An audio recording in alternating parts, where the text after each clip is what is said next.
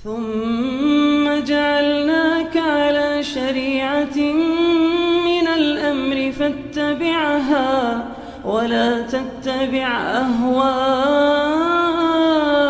الذين لا يعلمون.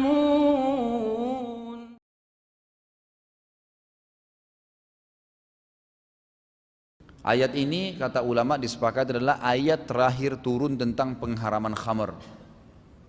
Jadi sebelumnya itu ada ayat yang berbunyi kayak kata Allah SWT dalam Al-Quran, A'udzubillahi minasyaitonirrajim, ya ayyuhalladzina amanu la taqrabus salata wa antum suqara hatta ta'lamu ma taqulun wa la junuban illa abiris sabil hatta tagtasilu. Al-ayah. Kata Allah SWT, hai orang beriman, jangan kalian sholat sementara kalian mabuk, gitu kan? Dan jangan sampai kalian melakukan ibadah sampai kalian mandi junub kalau dalam keadaan junub, gitu kan. Tapi saksi bahasan adalah di ayat ini menjelaskan masih boleh orang sholat kalau mabuk. Awalnya ayat ini kata ulama terhapus secara hukum tapi berlaku tilawah. Dalam ilmu usul fiqhi itu ada namanya nasikh wal mansukh ayat yang menghapus dan yang dihapus, gitu kan. Nah itu ayat yang tadi saya bacakan terhapus dengan ayat Al-Ma'idah 90:91 ini. Waktu turun ayat ini bahwasanya Allah mengatakan syaitan ingin menyesatkan kalian, memunculkan kebencian dan permusuhan di antara kalian karena khamar dan judi. Maka tidakkah kalian berhenti?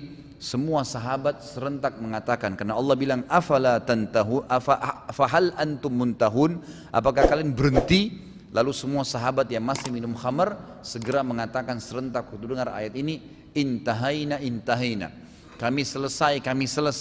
Lalu mereka serentak memecahkan kendi-kendi khamar di rumah mereka, sampai-sampai satu kota Madinah basah jalanannya dengan khamar dan membasahi baju-baju mereka.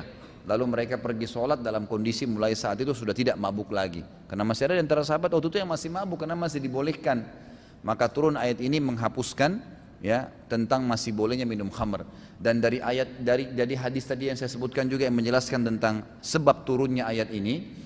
Dan kejadian setelah itu adalah ulama mengambil hukum kalau alkohol yang ada pada minuman keras itu sifatnya najisnya maknawi, secara makna, tidak menajiskan. Jadi kalau antum pakai parfum yang beralkohol itu boleh hukumnya, tidak masalah. Karena dia najis di zatnya, tidak menajiskan. Dia haram kalau diminum karena memabukkan. Apakah alkohol yang terdapat dalam parfum, cairan pencuci mulut, hair tonic rambut termasuk dalam khamar? Untuk cairan pencuci mulut yang mengandung alkohol apakah boleh? Sebab ada kemungkinan ketelan meskipun setetes. Jadi kalau konsumsi di luar tubuh boleh. Tadi saya bilang parfum, bersihin luka di luar tubuh itu masih umum pendapat ulama membolehkan. Tapi kalau obat kumur saya sarankan jangan. Ada kok banyak, saya juga pakai obat kumur itu dengan beragam merek dan cari yang bebas alkohol. Ada tulisan bebas alkohol. Insya Allah itu jauh lebih aman, karena kalau sudah masuk di mulut ini sebetulnya sudah bercampur, berbahaya, bisa ketelan sama ludah, gitu kan. Maka lebih aman tinggalkan, gitu kan. Lebih aman tinggalkan, jangan ada yang beralkohol.